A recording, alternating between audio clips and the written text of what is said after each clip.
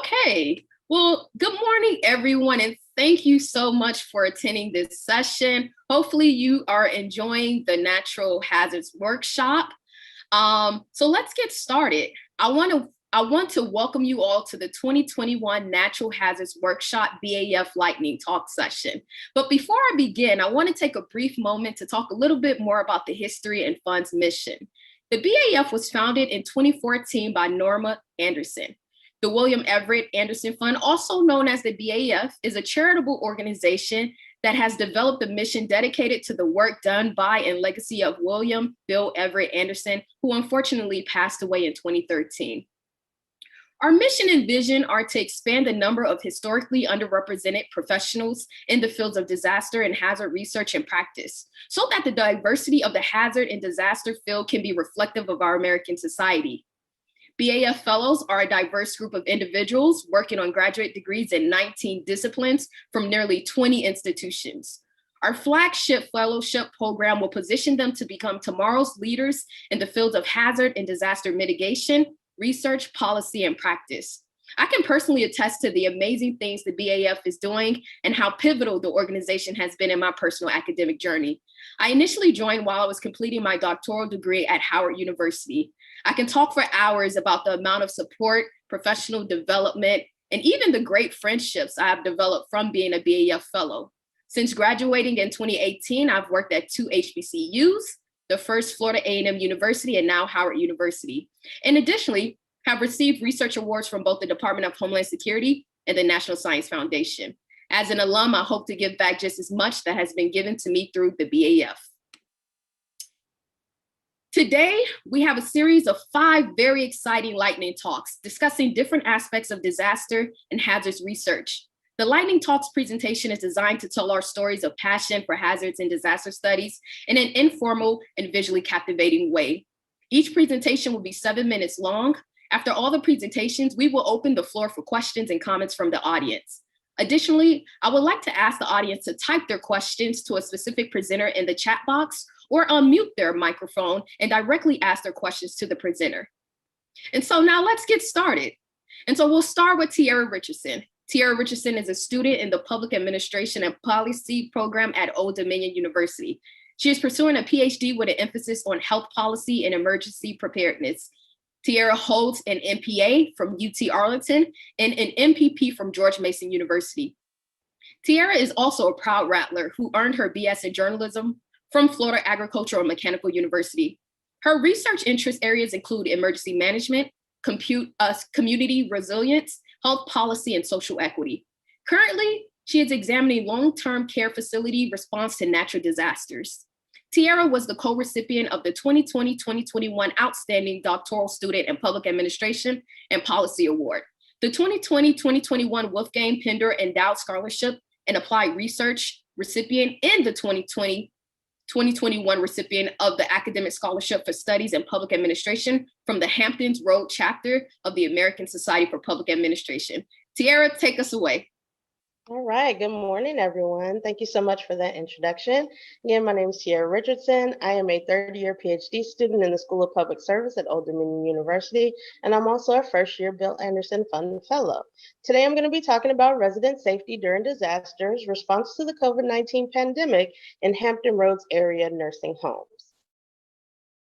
So as of March 2021, there were over 115 million confirmed cases of COVID-19 globally, with the United States reporting over 28 million confirmed cases and over 515,000 deaths.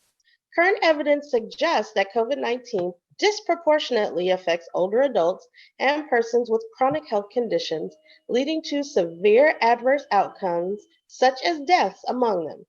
Nursing home residents are characterized by several factors that together put them at the greatest risk of severe COVID-19 infections, like advanced age, prolonged and close contact between the residents and healthcare providers, and chronic underlying conditions. State and local governments imposed social distancing measures in March and April of 2020 to contain the spread of COVID-19. However, a critical question during the COVID-19 pandemic is the effectiveness of the social distancing policies that were adopted by U.S. states and localities. following the state and local social distancing recommendations can be especially challenging in nursing homes. In nursing homes, residents live in close quarters with one another, so it can be challenging to move or quarantine residents once they are sick. Moreover, caregivers move from room to room, assisting residents, thus providing a further challenge in limiting the spread of infections. The COVID-19 pandemic has exposed and amplified a long-standing and larger problem: our failure to invest in safe and effective long-term care systems. This graph from the Kaiser Family Foundation shows the dramatic decrease in nursing home deaths after vaccinations began. However, as of March 2021, over 1.3 million nursing home residents had been diagnosed with COVID-19, and over 174,000 deaths have been reported from the virus, according to the COVID Tracking Project. Despite the fact that COVID-19 has disproportionately affected nursing home residents, research is still needed to identify some of the facility characteristics that might be associated with the number of confirmed cases and fatalities among these residents. This study examined resident safety in nursing homes within the Hampton Roads region during the COVID-19 pandemic. My study seeks to determine the association between nursing home staffing ratings, resident care ratings, facility size, federal fine amounts, with the COVID-19 cases and COVID-19 deaths in regulated nursing homes within the Hampton Roads region. The hypothesis being tested is that nursing homes with higher nursing staffing home ratings and resident care ratings have fewer confirmed cases and deaths, whereas facilities with a larger facility size and higher federal fine amounts will have more confirmed cases and deaths. Data was obtained from the Nursing Home COVID-19 public file, which is maintained by the Centers for Medicare and Medicaid Services. Now, this data was reported by the nursing homes to the CDC's National Healthcare Safety Network. The CMS provider information data was reported in general using information that talked about currently active nursing homes and included the number of certified beds, the quality measure scores, staffing, and other information used in the 5-star rating system. The study analyzed data from nursing homes in the cities of Chesapeake, Hampton, Newport News, Norfolk, Portsmouth, Suffolk, and Virginia Beach. And the sample included 43 nursing homes in this Hampton Roads region. The overall multiple regression to predict the nursing home resident COVID-19 cases using staffing ratings, the resident care ratings, facility size, and federal fine amounts were statistically significant. And the variable facility size was significant at the less than 0.001 level. This graph illustrates the correlation between nursing home facility size and the number of reported COVID-19 cases. The overall regression model that was used to predict nursing home resident COVID-19 deaths using staffing rating, resident care ratings, facility size, and federal fine amounts was also statistically significant. And the variable staffing rating was significant at the less than 0.001 level. Now, this graph illustrates the correlation between the nursing home staffing rating and the number of reported COVID-19 deaths. Over 75% of the reported deaths in Hampton Roads nursing homes were at facilities that had a staffing rating of below average or well below average. The majority of COVID-19 infections in the regions were cited to either the mid-sized facilities with an 80 to 154 certified bed number. In 2017, the average number of certified nursing home beds in Virginia was 113. These preliminary findings indicate that further research should be focused on the emergency preparedness challenges for these mid-sized nursing homes because they represent a majority of the nursing home facilities in Virginia. Additionally, the results also support long-held concerns regarding nursing home staffing levels, since over 75% of the reported deaths in Hampton Roads nursing homes were at facilities that had a staffing rating of below average or well below average. These findings support efforts by advocates at the state and federal levels to increase the minimum staffing levels in nursing homes. In the face of the COVID-19 pandemic, nursing homes caring for more socio-demographically disadvantaged residents may be more likely than other facilities to experience severe shortages of staff, personal protective equipment, and medical equipment, as well as have other issues such as poor testing capacity, delayed diagnosis, and lack of access to medical treatment, and a high risk of cross-infection among the residents and the staff. Thus, national and local efforts to bolster healthcare capacity in nursing homes should specifically target these highly strained facilities. I thank you again for listening, and I'll be happy to answer any questions that you may have during the Q&A portion of this session. Wow. Thank you so much, Tiara, for your great. Okay. Next up, we have Alexa Riobueno-Naylor. Alexa is a doctoral student in counseling psychology in the Department of Counseling, Developmental, and Educational Psychology at Boston College. She graduated from Wesley College in 2018 with a degree in psychology and sociology, and went on to conduct clinical research in pediatric mental health at Massachusetts General Hospital and Shriners Hospital, Boston. At BC, she conducts research with Dr. Betty Lai, which is focused on assessing how to support the social and emotional well-being of young people affected by disasters. She is interested in using an interdisciplinary perspective to address the individual and structural factors related to trauma exposure and mental health risks within marginalized communities. In the future, she hopes to use her research and clinical training to engage in preventative work that decreases the negative impact of disaster exposure on young people's mental health outcomes. Alexa, the floor is yours. Thank you for that introduction. So good morning, everybody. My name is Alexa Riobueno-Naylor, and I'm a rising second-year doctoral student in counseling psychology at Boston College and a first-year BAF fellow. I'm going to be presenting on a research study entitled How Do Stressors Influence Mental Health Outcomes in a Pandemic? So it's well documented that stressors associated with disaster events increase the prevalence and severity of mental health problems. Mental health problems are an enormous public health issue, and our current healthcare system is ill-equipped to respond to the mental health needs of the population. Within the context of the current COVID-19 pandemic, exposure to a diverse array of stressors such as food insecurity, financial hardship, and housing concerns mediates the relationship between the pandemic's impact and mental health outcomes. However, it's unclear which particular stressors are key drivers of this relationship and how pre-disaster factors such as race and ethnicity impact this relationship. In the US, COVID-19 continues to affect Black, Indigenous, Latinx, and other communities of color the most. And it's very important that researchers demonstrate and understand how stressor exposure impacts individuals differently across social groups and how this relates to mental health. This information is needed to guide federal and local aid that's tailored to the needs of specific populations and is aimed at addressing both the mental health needs of the population and the social determinants of health that contribute to the unequal distribution of disaster impact within the population.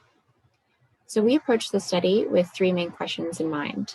Which COVID-19 related stressors were reported within one geographic area in the United States during the pandemic? To what degree did stressor exposure differ by race and ethnicity? And finally, of the types of stressors that we inquired about, which ones had the strongest influence on mental health outcomes? So data were collected between May and June 2020 via an online survey, which was purposefully distributed to individuals across New York State. Our final sample included 415 adult respondents from 46 counties. The domains that we assessed on the survey included demographics, COVID-19's impact on self and community, COVID-19 health risk, healthcare inaccessibility, food insecurity, economic insecurity, and anxiety and depression. The Patient Health Questionnaire 2 and the Generalized Anxiety Scale 2 were employed to assess depression and anxiety symptoms in the past 2 weeks. So to assess which stressors were reported, we looked at simple descriptives. We used categorical analyses to determine to what degree stressors differed by race and ethnicity, and we ran logistic regression models to determine which stressors had the strongest relationship with anxiety and depression symptoms. A majority of the sample identified as female and below the age of 44. The most commonly reported 2019 household income was between $25,000 and $49,000. Race and ethnicity were recoded into one 3-category variable, which included white respondents, which were 22% of the sample, Hispanic Latinx respondents, which was 44% of the sample, and other respondents of color, which were 35% of the sample. Within this last category, individuals were predominantly Black or African American. And compared to white respondents, respondents of color reported significantly lower household incomes in 2019. Over half of the sample reported experiencing a direct COVID-19 impact on their family or friends, which included experiences such as knowing someone who tested positive, was hospitalized, or died due to the virus, while only a quarter reported self-impact, which included experiences such as testing positive, quarantining, or being hospitalized. Some of the most frequently reported stressors included concerns about finding wanted or needed food, finding the quality of food that was needed, concerns about healthcare access, and concerns about job security and debt. Significant differences emerged across stressor categories when comparing by race and ethnicity. Hispanic, Latinx, and other respondents of color reported a significantly larger proportion of stressors compared to white respondents across all COVID-19 impact and stressor categories. There was a high prevalence of likely anxiety, with 39% of respondents having scores on the Generalized Anxiety Scale 2 indicating clinically significant anxiety symptoms. 41% of respondents had scores on the Patient Health Questionnaire 2 indicating likely depression. These rates of anxiety and depression represent a significant elevation from baseline rates within the larger population. We did compare prevalence of anxiety and depression scores by race and ethnicity, but no significant differences were found. So by using logistic regression analysis, we were able to evaluate which types of stressors contributed to increased odds of anxiety and depression. Individuals with more economic and healthcare concerns, food insecurity, and those who identified as female had increased odds of anxiety. Over 90% of respondents with anxiety had at least one economic, healthcare, or food concern. Healthcare and food concerns and female gender identity were also associated with increased odds of depression, with over 90% of those with depression having at least one healthcare or food concern. To summarize, respondents experienced a number of stressors due to the COVID-19 pandemic. Respondents of color, particularly Hispanic Latinx respondents, reported a significantly larger proportion of COVID-related stressors compared to white respondents. Within the full sample, healthcare and food concerns were associated with increased odds of anxiety and depression, and economic concerns were associated with increased odds of anxiety. One strength of this sample was its diversity in terms of race, ethnicity, and socioeconomic status. Thus, findings may be generalizable to similarly diverse populations across the United States. However, it'll be important to continue to study the context-specific factors that influence the impact of the COVID-19 pandemic on specific communities, particularly within communities of color and low-income communities. It's vital that mental health researchers and clinicians take into account contextual factors related to COVID-19 exposure and stressors when designing mental health interventions. As a graduate student at Boston College, I'm working with Dr. Betty Lai to understand how we can understand what we know about how we can use what we know about disaster exposure to inform how to address the mental health needs of those affected by the pandemic and other disasters. In our lab at BC, we focus on young people's mental health symptoms and how they relate to disasters and other traumatic stressors. As a PhD student and a future psychologist, I hope to focus on using large-scale data and advanced statistical modeling strategies to uncover how we can minimize the effects of trauma on young people's functioning. Thank you so much for listening, and thank you to Dr. Lauren Clay for the opportunity to work with these data that she collected, and to my advisor, Dr. Betty Lai. Additionally, I'd like to thank Samantha, who's another Lai Lab member, and I've included my contact information here. Thank you so much. Thank you so much, Alexa. Okay, and next up, now we will hear from Amy Takebe. Amy Takebe is a PhD candidate in the Applied Linguistics program at Oklahoma State University. Her dissertation focuses on cross-linguistic analysis of Japanese and English disaster warnings. In 2019, she co-presented her research on the use of honorifics in Japanese and Korean disaster warnings on Twitter at the 27th Annual Japanese Korean Linguistics Conference. Her current research examines the multi-modality of disaster warnings on TV, as well as the perception towards bilingual disaster warnings among the English-speaking population in Japan. In 2021, she was awarded the Carol Preston Tesling Award for her applied linguistic work in addressing social justice and human and civil rights particularly in situations of ethno-linguistic diversity. Amy, the floor is yours. Thank you. Good morning, everyone. My name is Amy Takebe, and I'm a PhD candidate in Applied Linguistics from Oklahoma State University. Great.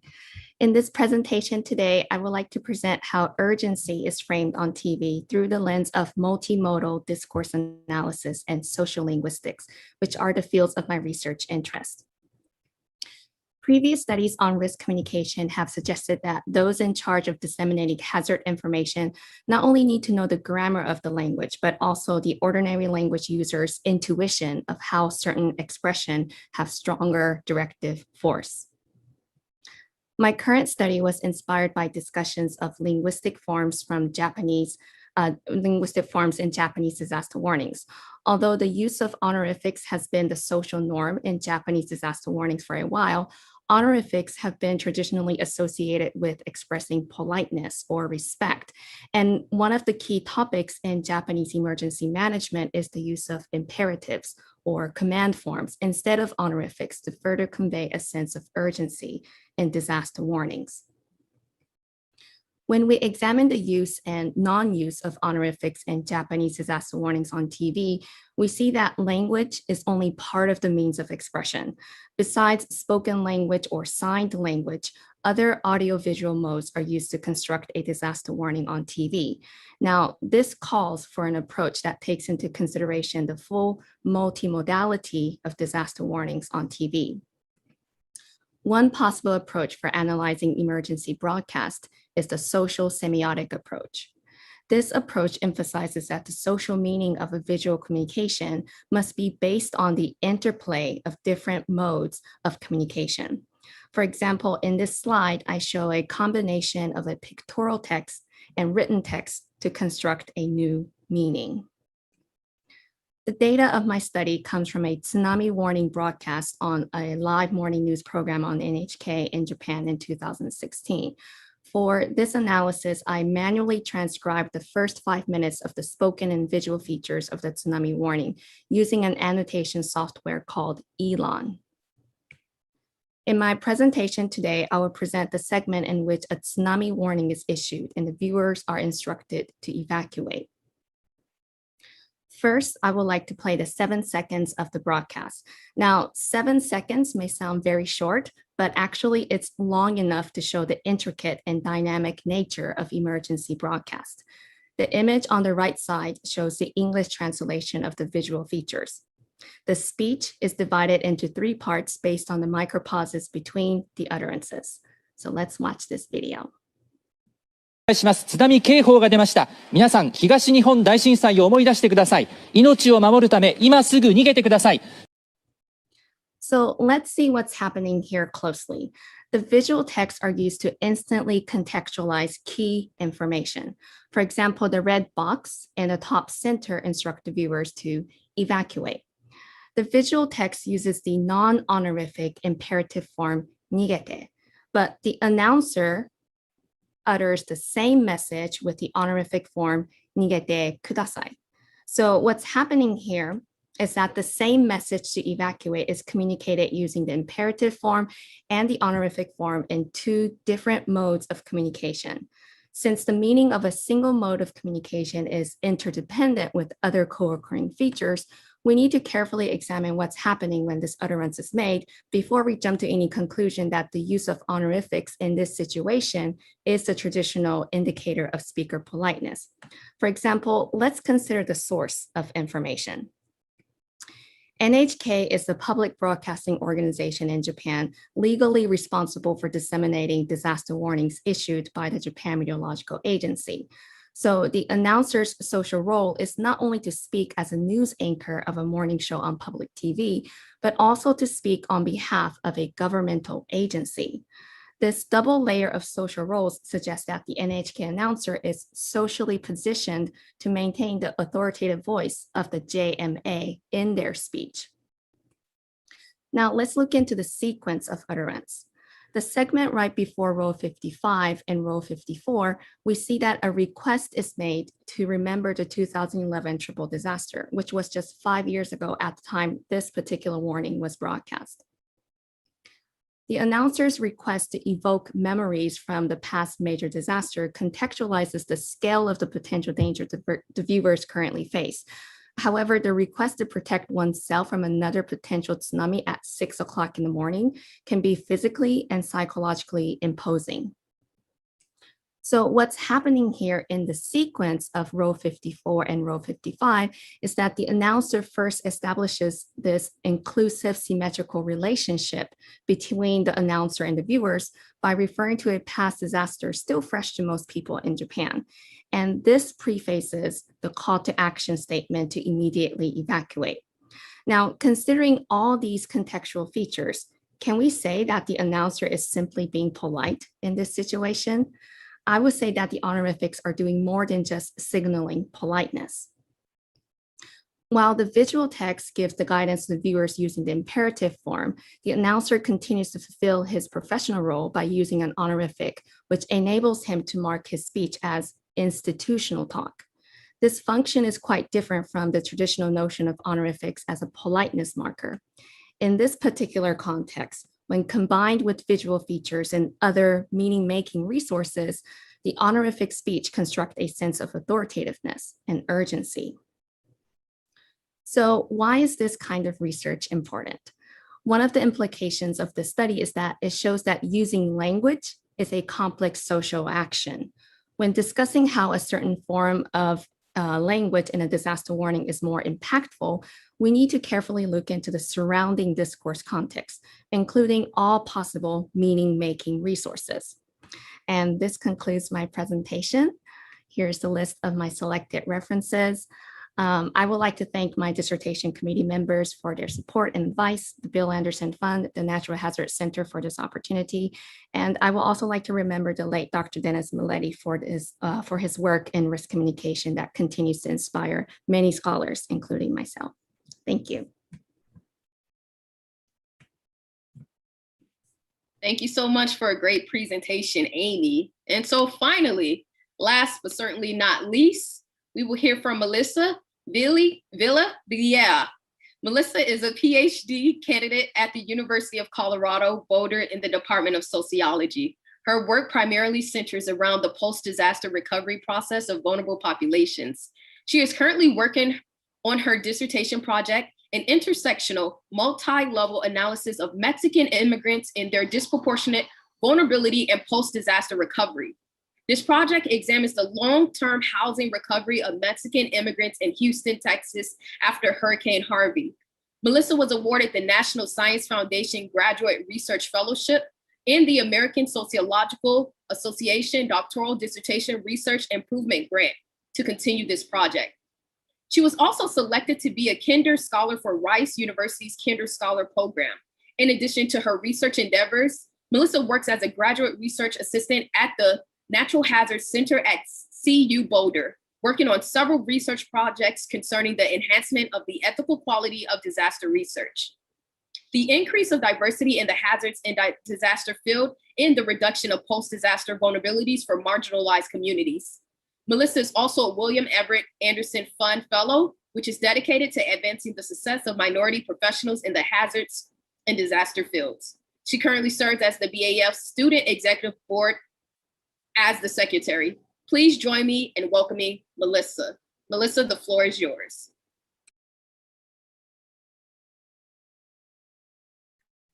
Okay, hi everyone. Thank you so much for being here. I don't know about y'all, but I'm feeling hyped after listening to all those presentations, and I am excited to close this out.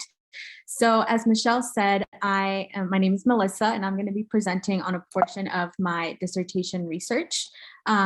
My presentation today is titled Long-Term Housing Recovery Among Mexican Immigrants, How Service Providers Navigate Anti-Immigrant Disaster Recovery Policies.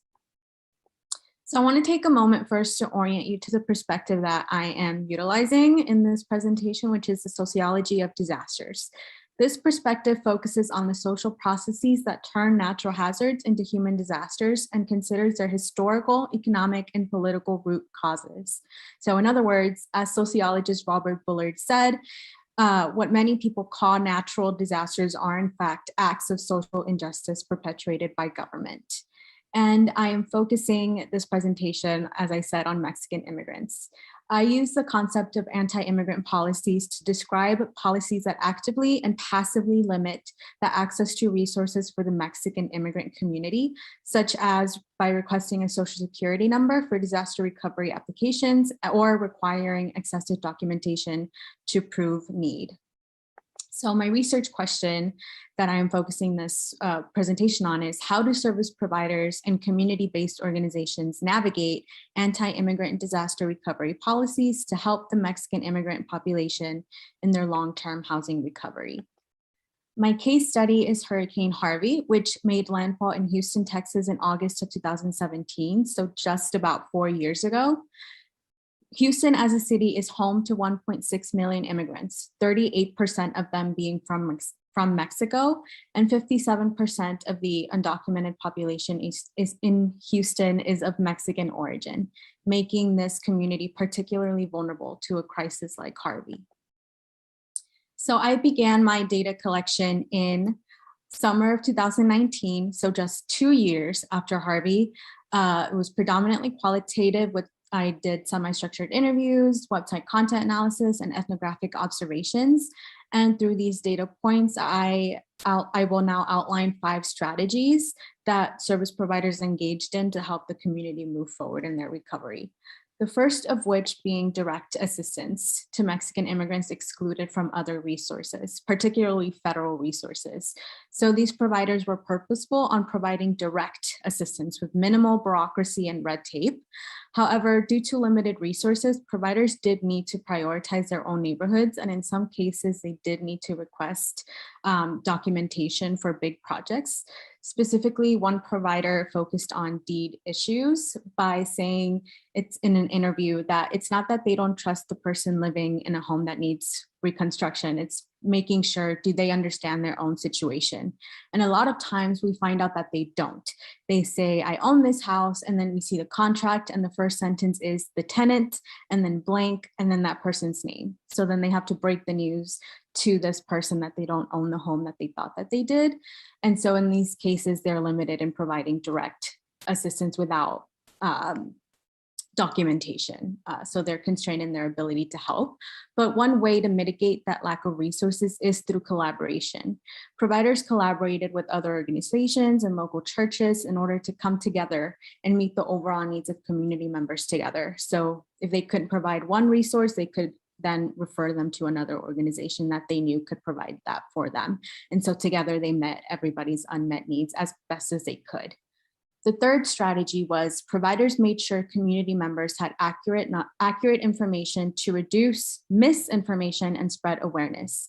They took the time and care to learn all processes for applying to federal, state, and local programs for assistance in order to properly help community members. For instance, one provider in an interview said, I think that process is really complicated, even for somebody that speaks both English and Spanish. And so this is more about just translating from one language to another. It's about really demystifying that process, cutting through all that jargon, helping folks put together an application and any documentation they need. This was also important because providers recognize the impact of anti-immigrant policies. And so by familiarizing themselves with the process, they can help mitigate the impact of those. For example, a lawyer that works with one of the organizations described this experience in a report. A Mexican immigrant woman was told that she did not qualify for assistance because she did not have legal documentation. She immediately left, too intimidated to ask additional questions. The lawyer took her back to the FEMA representative, this was at a shelter right after Harvey, to begin the application process, having determined with a few simple questions that her child is eligible as he was born in the United States. And so she had almost been barred from assistance that she was rightfully eligible for, or that her household was rightfully eligible for. So again, by familiarizing themselves with all the intricate ways a Mexican immigrant community member can be barred from resources, they can mitigate these challenges as or before they occur. Fourth, providers stressed the establishment of trust. They also took the time to get community members beyond the surface level so that they could make these connections with community members. But also they made sure to show their own trust in community members by trusting them if they said they needed specific resources without asking for proof of need or any documentation unless absolutely necessary, as I touched on earlier. But the purpose of this was, as one organization summarized in a report, taking the time and care to keep up with family details has supported the establishment of trust and friendship, which has a big impact on how effective we can be in the long run and contributes to our ability to work in solidarity rather than charity. And finally, this isn't quite a strategy, but I think really encompasses the other four. So these organizations do see themselves as not just separate from government entities and some local, even some local non-governmental organizations, but as completely different. They stress their ability to help in a way that these other entities couldn't, given that they live and work in the communities that they serve, as well as the fact that many providers themselves were Latinx, immigrants, and or spoke the language, in this case, Spanish.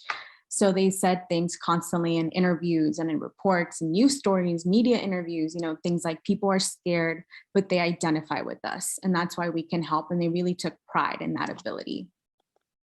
And so finally, just to conclude, this is a significant case study as it reveals larger racist and anti-immigrant forces, and shows a social process by which Mexican immigrant populations are disproportionately excluded from resources. But it also shows the way that local actors can come together and leverage their own power and agency to challenge these racialized anti-immigrant policies. So I would just like to thank you again all for being here and just acknowledge the National Science Foundation, the American Sociological Association, and CU Boulder for their financial help with this research, and especially the Bill Anderson Fund for their endless support during my PhD journey. So thank you. Wow, wow, wow, wow. Such amazing presentations. Please, everyone, join me in giving them one final applause. Thank you guys so much. Just thank you for those insightful thoughts. Now we will have a few minutes for questions from the audience. And so you can put your questions in the chat, but you can also unmute yourself. I do see that we have two questions. And so Alexa, the first question is directed towards you, okay? And so it's from Payam. Hope I said that correctly, I'm sorry. Your results of logistic regression show that Hispanic respondents reported higher odds of COVID-related depression and anxiety.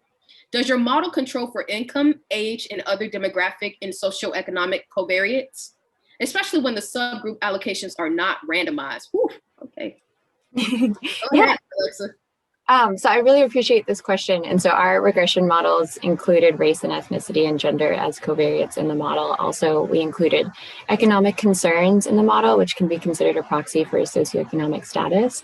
And so although we found in our categorical analyses or chi-square analyses that respondents of color endorsed a significantly larger proportion of individual stressors within the pandemic, race and ethnicity was actually not a significant predictor of anxiety and depression in our model, but we would hypothesize that within a larger sample and using more comprehensive mental health screening tools.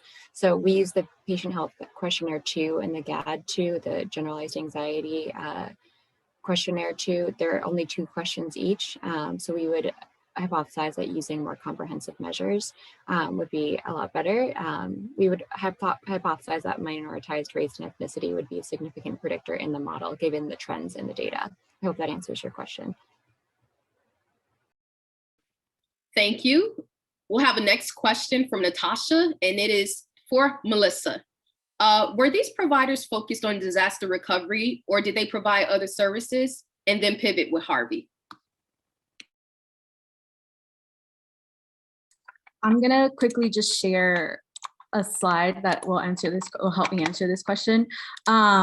So this is from a completely separate presentation, but this is where I outline the 7 organizations that I worked with. These are all pseudonyms. But so as you can see here, some of them had been founded before Harvey. And so they just kind of extended their repertoire to include disaster recovery after Harvey. In some cases, they were already doing disaster recovery work.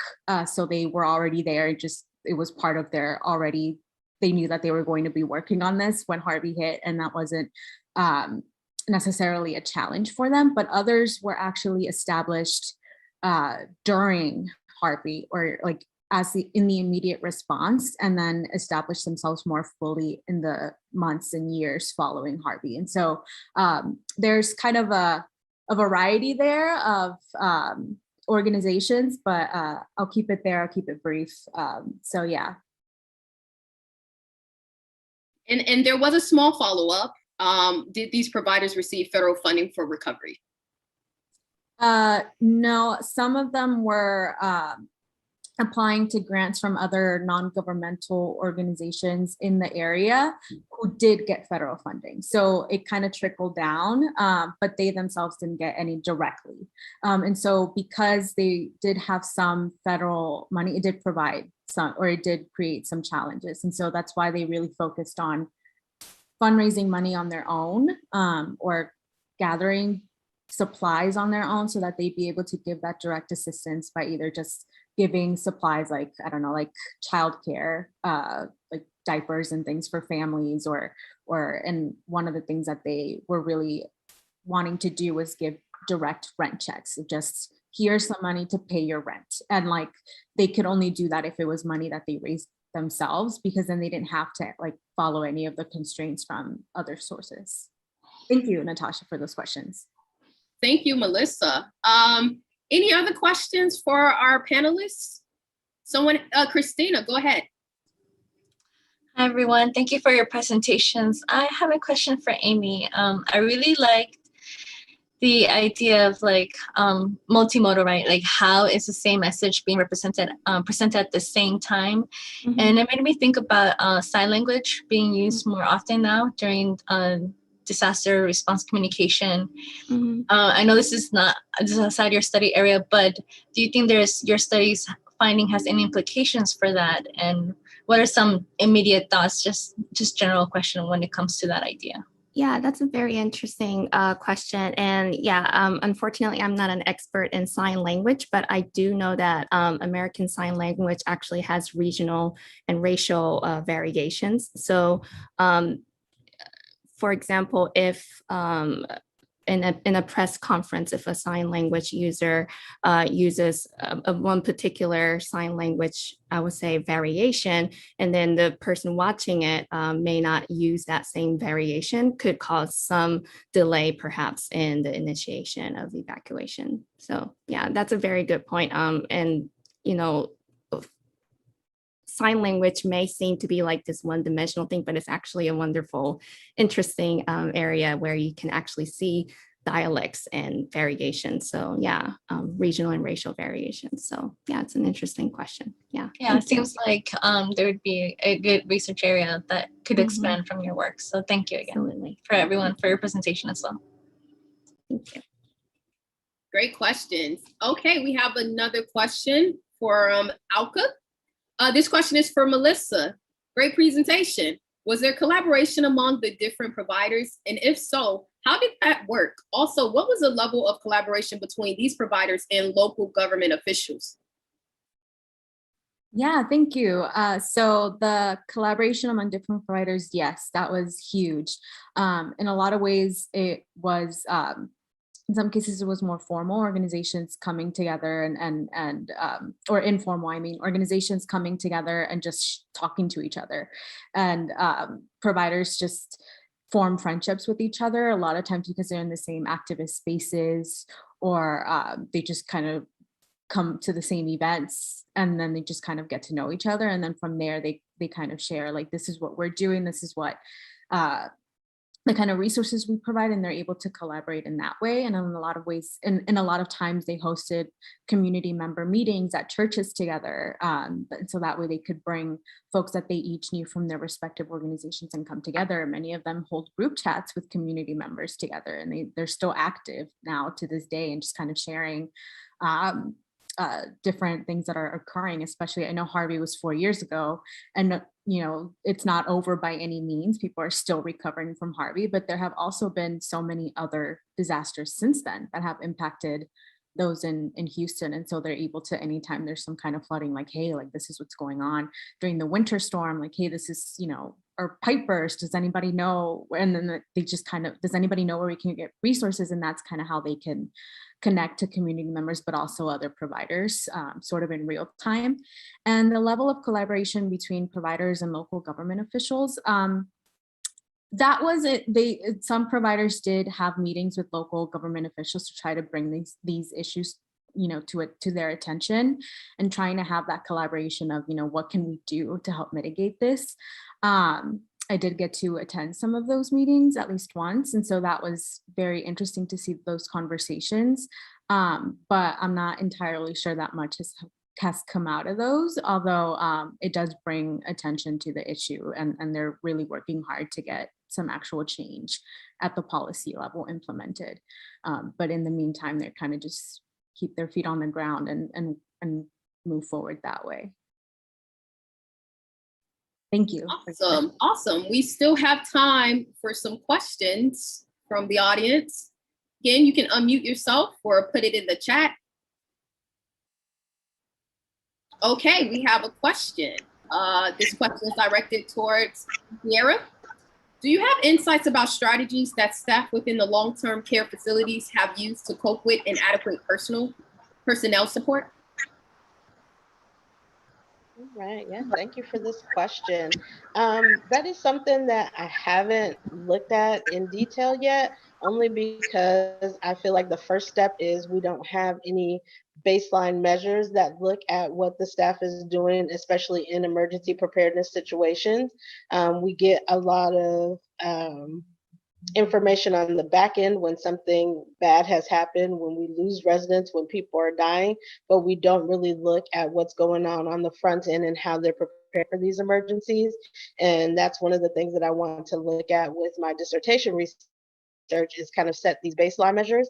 And while I'm looking at that, I hope to find some of those best practices that the affected facilities are using in order to cope with things like inadequate personnel support, because any of you who have been in a nursing home know that that's one of the biggest complaints, is that they don't have enough staff to accommodate the residents. So I feel like with further research, we can look at some of the best practices that facilities that are being successful are using, and that's something that we can share with the other facilities that are experiencing these challenges.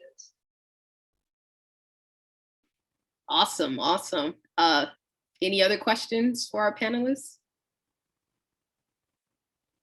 Okay, Sage. We have a question from Orande. Sage, you strongly align student vulnerability with susceptibility. Do you expect to find elements of coping capacity peculiar to students?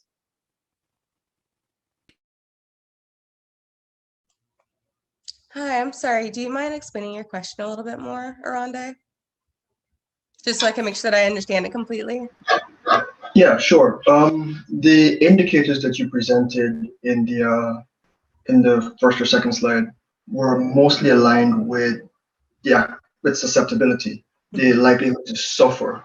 But I was also wondering if you were also interested in their capacities for dealing with their likely suffering once they're being engaged in these hazard and disastrous situations. Perfect. Thank you so much. So yes, I once I get into the survey portion of the research, I want to not only look at the different factors that contribute to their vulnerability, such as that I mentioned with their age, their resource constraints, financial constraints, language barriers, etc. I do want to look at how different students have coped with disasters. And one factor that is especially important considering the last year is how COVID has led to greater disaster implications for them, and how that has further exacerbated their vulnerability. So I believe that looking at student susceptibility from not only their overall vulnerability itself, but their individual coping ability and their coping mechanisms that they employ. I think that's really important because the student could have it will not exact same, but very similar levels of vulnerability, and their ability to cope with it or how they approach the situation can cause the outcome to vary greatly. And that isn't just something that would apply to the student population, that's generalizable to the greater disaster community as well, because we see that people in very similar situations have different outcomes just based on how they personally are able to respond to disasters, not just given the resources, but given their own personal indicators. So thank you so much for that question. Awesome. Thank you so much from the audience. And so we're at the end of time, but I just want to recognize Norma Anderson, the founder. Norma, do you have any words today? You can take the floor for the last 2 minutes. I am so impressed. I have always thought these were a great vehicle for communicating not only to the fellows themselves of the research that individuals are doing, but also an opportunity for the fellows to demonstrate their hard work to those participants who are at the Natural Hazards Workshop. I am so impressed. Fantastic job. I love it. Great. And on that note, we'll end the session here. Thank you so much for joining our session. And thank you, Ninema. She's the new deputy director at the BAF. And thank you again, Norma, and all of our panelists in the audience. Have a great, wonderful rest of the conference and workshop.